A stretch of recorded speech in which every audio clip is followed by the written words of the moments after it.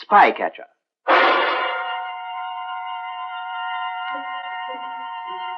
A series of true stories of the unceasing search for enemy spies in wartime, based on the memoirs of Lieutenant-Colonel Oreste Pinto of the Allied Counterintelligence Service.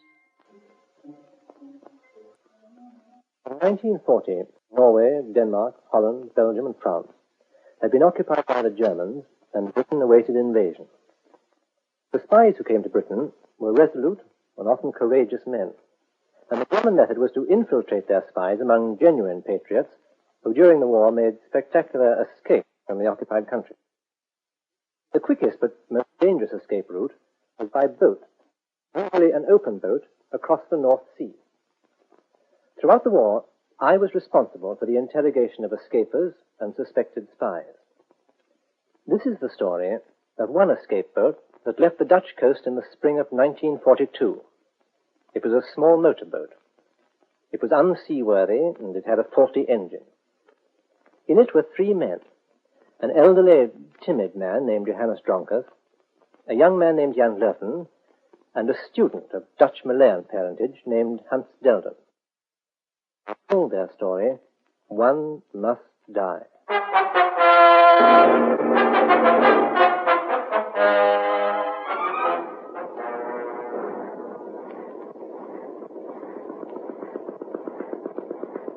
Where are we now, Jan? I don't know. We've lost a lot of time. I'd like another hour of darkness. It's getting night already. The patrols will be looking out for us. We left at 9 o'clock last night. It's now 6:10. What speed did we make, Jan? Including the breakdown, about 5 knots. 9 hours at 5 knots. That leaves only 15 miles to go. If we came as the crow flies. How is the old man? Got over his seasickness? I think so. Ah, here he is.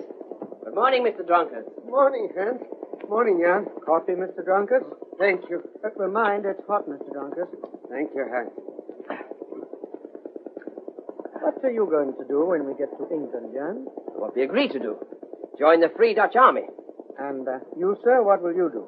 What can I do? You're lucky, both of you. You'll be welcome. They need soldiers. I'll be just another old man, another mouth to feed. And they say they're short of food in England, too. Hans! Huh? There's a plane! Where? What? Can you see it? Oh, yes. Whose is it? I don't know. Not light enough. Binoculars, please. It's turning. I think it is. Just a moment, Jan. I think it's English. Quick, Mr. Drunkard, our flag. Show our flag. Hey. Oh, God, please make it English. Please make it English. Quick, give me an end of it. Show our flag. Wave to him. Wave to him. Hey! Did you see, Jan? It's English. We're Dutchmen. Dutchmen! Free Dutchmen. Free Dutchmen!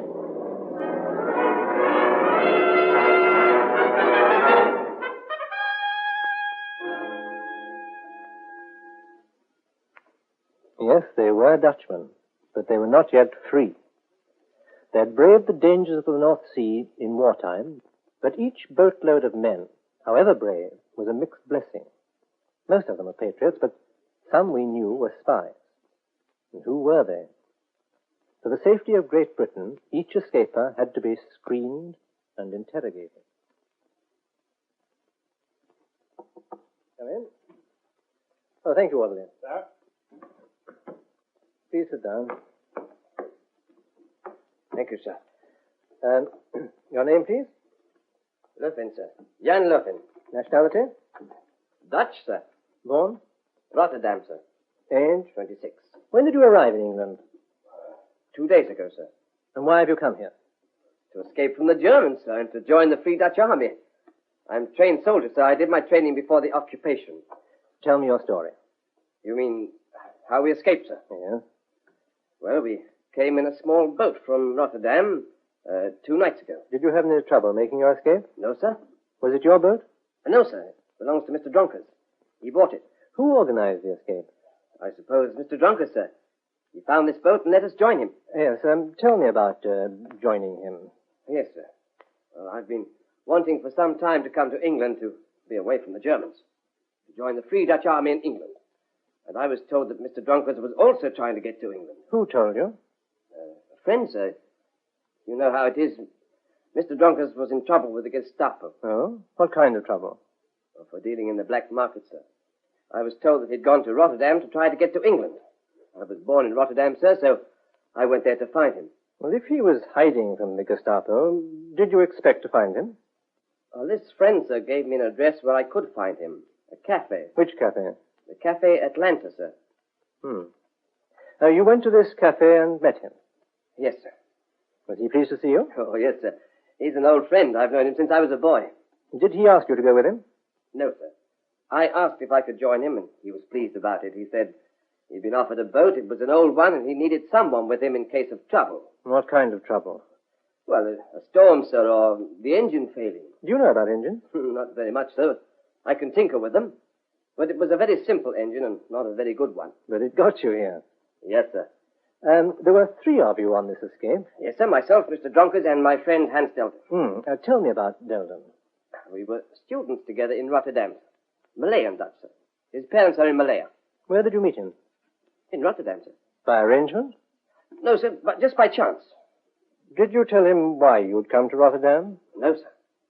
Well, how did he come to join you? I told him about it later, sir, when we'd become friends again. He said he wanted to join the Dutch army, sir. And when you asked Mr. Dronkers if a third man could join this escape, what did he say? He said no. He didn't want a third person. He said the boat was too small. Well, what made him change his mind? I did, sir. I said that if I was joining the Dutch army, so was Hans. Oh, what did he say to that? Well, he said that if Hans promised to join the Free Dutch army, he would take us both. So it was on your insistence that Hans Delden came with you? Yes, sir. It was. Delden, where did you meet this friend, Jan Lurton? In the street, sir. Where? Rotterdam, sir. Near my home. How long was it since you'd last seen him? Since we were at school, sir. About 10 years. And was he pleased to see you? No, sir. Not at first. He was a bit jumpy and said he didn't want to be seen in the street. He asked if we could speak in my rooms. So you took him to your rooms and he told you this story of escaping to England? No, sir. We just talked about old school friends and what had happened to them. He said he was on holiday from The Hague. It was later, many days later. How many? 4 days, I think, sir. It was the next Thursday. Why did he tell you then? We were talking about the English radio, about listening to the BBC News, and he told me in confidence that he was hoping to escape to England to fight with the Free Dutch Army. Did he tell you how? No, sir. And he asked you to join him? No, sir. I asked him if I could join him. What did he say? He said he would ask his friend. Later, he told me his friend had said no. He was very upset about it and took me to see his friend. Who was this friend? Why, Mr. Dronkers, sir. What did he say? At first, he would not have me. He said the boat was too small. So Jan Lurton used his influence to get you into this escape party? Yes, sir. I see. Well, that will be all for the moment. Well, I must congratulate you on organizing this escape, Mr. Dronkers. Thank you, sir. As you know, I've already been talking to your 2 young friends, and there are 1 or 2 points in their stories that I'd like to get clear. Of course, sir. So, would you tell me your story in full and from the beginning? Yes, sir. My name is Johannes Jacobus Dronkers. I lived at The Hague. I'm married, but we have no children, sir. I was a postal clerk, a small position, sir, not well paid. Well, even before the war, we were not well off, and with the occupation and the price of everything going up, it is impossible to live on my small salary. We hadn't enough food, and my wife became ill. I'm not a very strong man, sir, not a very brave one. I heard that one could make money in the black market, where even a clerk of the postal service was useful to the black market. So I was able to sell food. It was German food, sir, stolen food. If things had gone well, I admit I would have stayed in Holland with my wife, but one day the Gestapo began to round up the black market, and then a friend came to my house to warn me that the Gestapo knew about me. What day was this? Oh, it was a Sunday morning, sir, about 3 weeks ago. He came to my home and said I should leave immediately. I told my wife, and she said I should go. Well, I gave all the money I had saved, except about £50 to get away with, and I went to Rotterdam. Why to Rotterdam? Well, my friend advised me that Rotterdam was best, and I'm not known there. He told me to go to a cafe, the Cafe Atlanta, and to try to make a friend there. He said I could meet people there from the harbor who might help me, but I must be careful to get to know them well first. And you were able to meet a harbor official? Oh, I'd gone there for coffee for 3 days before we even spoke, sir. Then for 2 days, when we met, we spoke about just anything, and I learned that he worked at the harbor. Later, when I felt I could trust him, I told him that I needed a boat, and he said he might be able to help me. You told him that you were in trouble with the Gestapo? Oh, no, sir. No. At first, I told him I was in trouble with the Germans. Just the Germans. And he said he would be glad to help me if he could. And when he said that he might be able to help you, what happened then? He said he had a small motorboat in the harbor. Not a very good one, but it might make the journey to England if I was really desperate. I said I was.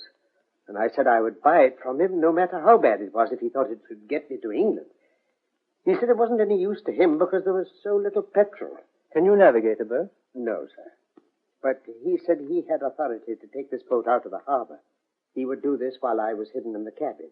We'd go down the coast, and then he'd go ashore, and I was to steer west. Just to keep going west. And it was then up to you? Yes, sir. Were you afraid? There was no other way. But then things began to go right for me.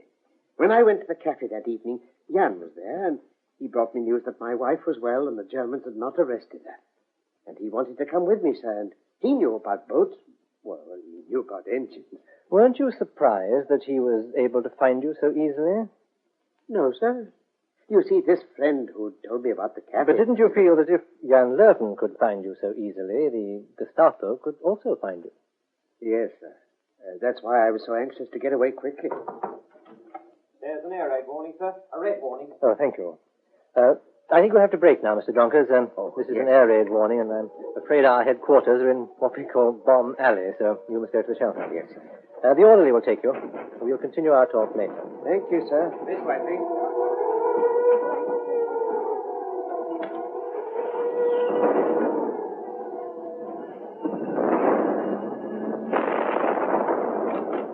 Oh, sorry, sir.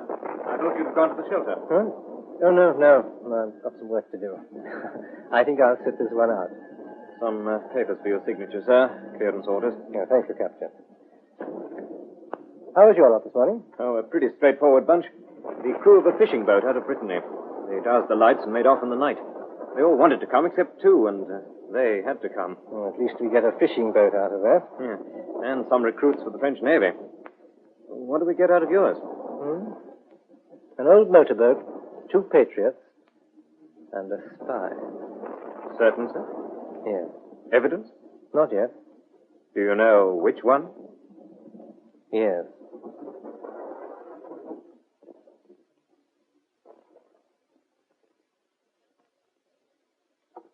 Come in. Well, thank you, orderly. Come in, Mr. Dronkers.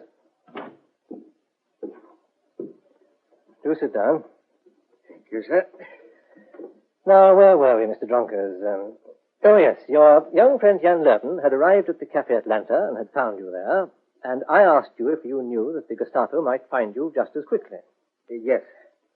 I'd thought of that, but all the time I'd been afraid that the Gestapo would come before the boat was ready.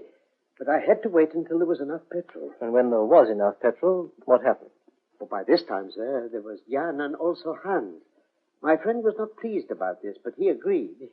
He took us one at a time to his office at the harbor, and then one at a time to his boat, and hid us in the cabin. All right. Well, now you're on board. Yes, sir. Well, my friend was right. It was a very small cabin, and we were there for hours. In the evening, my friend came, and he knocked on the cabin as a signal. And then we heard the engine start, and we began to move. After a time, my friend opened the cabin and let us out. He then steered into the shore, sir, and it was getting quite dark. He pointed to the west and said we should steer that way. I paid him, and he wished us luck, and then he jumped out and waded ashore. How much did you pay him? Oh, 450 guilders, sir. 40 pounds. Why 40 pounds? That's all I had, sir. This was the bargain that you'd made in the cafe, 40 pounds. 40 pounds. Or whatever I had left when he helped us to escape. Mr. Dronkers, can you tell me why your friend should wish to commit suicide for 40 pounds? Sir? Well, why should he? I don't understand, sir. You may not know it, but we know that every boat in Dutch waters and in Belgian and French waters is registered by the Germans. This man is a harbor official. He's known to own this boat. He's seen to take it out of the harbor. Next morning, the boat is missing. What will happen to him? I don't know, sir. I hadn't thought of that. No, but presumably he had. If he's a harbor official, he works for the Germans. A boat registered in his name is now missing. He's in trouble, isn't he? Yes, sir. For £40. But he said he wanted to do this for me, sir. He wanted to help me. There are many good patriots who have to work for the Germans. Very well. Another point. You told me that you went to Rotterdam and went to the Cafe Atlanta so that you might meet someone from the harbor who could help you to escape. Yes, sir. Well, don't you think you would have been safer, that you might even have had more chance if you'd gone to a dockside cafe to meet someone from the harbor? There are so many cafes I could have gone to, sir. I was told to go to this. No, you're misunderstanding my question. I know the Cafe Atlanta. It's very far from being a dockside cafe. It's a luxury cafe, isn't it? Yes, sir. And it's a favorite cafe of the Germans. No, sir, they go there, but they go everywhere. In this cafe, this luxury cafe, this resort of Germans and German sympathizers, you meet a man who offers to sell you a boat. No, it wasn't like that, sir. I went there several times. I got to know this man. He was a Dutchman. And when he offers to sell you a boat, which you can't sail, there arrives at this same cafe a young man who can sail it. You mean Jan, sir? Oh, no, it wasn't like that. I've known Jan for years, sir. I've known him ever since he was a boy. He's an honest, good Dutch boy, sir. A good Dutch patriot. You can check it, sir. All that I've told you is true. Yes, I believe that. I believe that all you've told me is true. But I've not been told everything. Now, Donkers, I'm going to ask you 4 questions, and you will tell me the truth. Yes, sir? First, why, when the Gestapo were after you, did this friend at The Hague send you to the notorious Cafe Atlanta? Why did this same friend send Jan Leuven to join you just at the right moment? Are you satisfied that your meeting with the harbor official at the Cafe Atlanta was as accidental as you say it was? And was the risk he took for you a reasonable one? Sir, there is no longer reason under the Germans. Go on.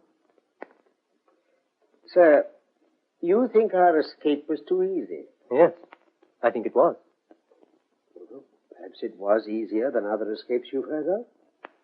Perhaps I was lucky to meet this man. Perhaps I was lucky that Jan and his friend were able to help me. Perhaps I don't deserve this luck. But, sir, if I had not been lucky, I wouldn't be here. That's all you have to say? Yes. Well, it's not all I have to say. I don't believe your story. I'll swear on I won't accept that.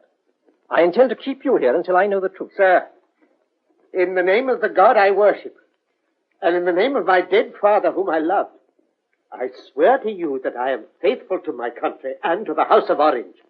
Every word I have told you is true. Go on.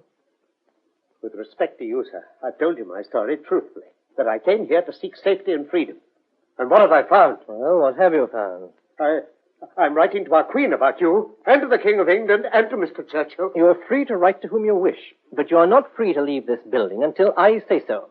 I've done nothing wrong. If that is so, you've nothing to fear. Sit down, Leuven. This friend at The Hague, this friend who sent you to Rotterdam, how did you meet him? He was a friend of Mr. Drunkard's. How did you meet him? Well, as I told you... I don't want to know what you told me. How did you meet him? Did you know him before? No, sir, because when Mr. Drunkard did not turn up at the office, I thought he must be ill, so I went to his house. Who was there? Well, his wife, sir, and this friend. Well? His wife was very upset and said Mr. Drunkard had gone away. His friend told me that Mr. Drunkard was wanted by the Gestapo for dealing in the black market. I was very worried about it, and he told me Mr. Drunkard was trying to get to England. And I said I wanted to go to England. We talked about it, and he said that he might have some news of Mr. Drunkard in a few days. But he said not to go near the house as they expected the Gestapo to call. They expected the Gestapo to call. When did you next see this friend? 2 days later, sir. He met me near my office, and he asked me if I still wanted to go to England, and I said yes. He asked me if I would take a message to Mr. Drunkard that his wife was well, and that the Gestapo had not arrested her. Then he gave me the address where I could meet him. Did you take a letter to him? No, sir. Just this news about his wife. And when you went there, you were quite determined to join him. Yes, sir. If he was going. I didn't think he could make the journey by himself. Why should he make it at all? Well, sir, the penalty for dealing in black market is death. There are other things than black marketing for which the penalty is death. Yes, sir. I was still certain that I had a spy in my net. 2 patriots and 1 spy. But without evidence, I had no case. Spies had no value to their masters unless they could get their information back. On the following evening, I continued my examination of their belongings. I'd eliminated every item excepting 2 books. A book on advanced mathematics belonging to Delden, suspicious, but he said he was a student engineer, and a Dutch-English dictionary belonging to Dronkers, also suspicious, but understandable. I studied them against my table lamp, page by page. I was at page 432 when I first saw it. A tiny pinprick under the capital letter F. And on the next page, another pinprick under a small R. Under an O. Under an E. Under a K. Under an E. And under an N. Firkin. Firkin. This was it. The markings continued on successive pages. It would be the address of a contact. Well, luckily, it was straightforward. And now, it was only a matter of patience.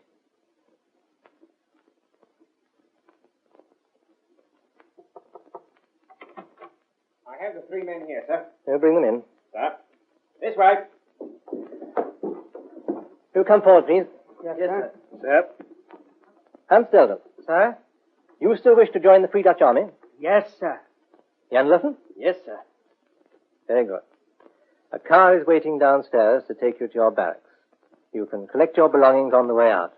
I'm sorry to have detained you so long. Congratulations, and good luck. Thank you, sir. Thank you, sir. This way, please. Yep. Not you, drunkard. Sir. I found this amongst your belongings. Can you explain it? What, sir? That bit of paper. Not the paper, the addresses. You wish to read them? Then I'll read them. Fröken Annette Scala, Greven Manigaten, 13-5, Stockholm. And Fernando Lorore, Roa Susa Martin, Lisbon. 2 addresses in neutral capitals. You came here to spy. This is where you had to send your information. In my belongings? In your dictionary. Who marked this for you? Was it Herr Strausch? No, sir. It must be some mistake. It's no mistake, Dronkers. We've checked the addresses. They're spy boxes, and you came here as a spy.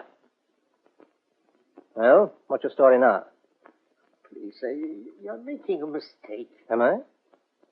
Sit down. Sit down and listen to my story. Yes, sir. You were in the black market. That part of it is true. Yes, sir. You were warned by your friends, but you didn't get away. You were caught by the Gestapo. The penalty was death. They offered you your life if you would work for them. They gave you a little training, and they marked this dictionary for you with 2 addresses. They said they'd get you safely to England to spy for them. What did they want to know? No, sir. Very well. They sent you to the Cafe Atlanta to contact one of their agents. He was to provide you with a boat and petrol, but he reported that you were incapable of taking it to England alone. No, sir, please, I assure you. This man whom Jan Leuven met at your house wasn't a friend. He was from the Gestapo, keeping an eye on your wife. Jan Leuven was a gift to them. A young patriot who could sail a boat and who thought you were honest and would vouch for you. So he sent him to join you. Jan had a friend in Rotterdam.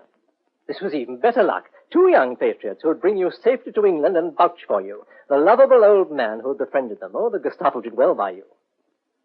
What else did they offer you besides your life? A pension for your wife? Yes, sir. Will they pay it? Will they pay it now? No, sir. Well, when you're ready, I'll take your statement. And this time, the true story.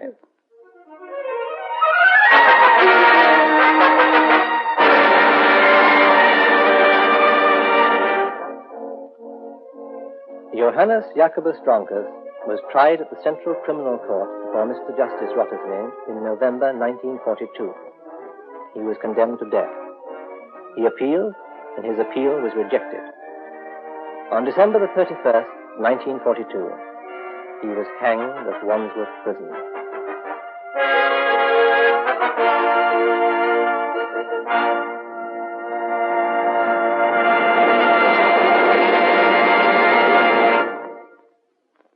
You've been listening to Spycatcher, with Bernard Archard as Colonel Oreste Pinto. The script was written by Robert Barr, and the program produced for the BBC by Charles Maxwell.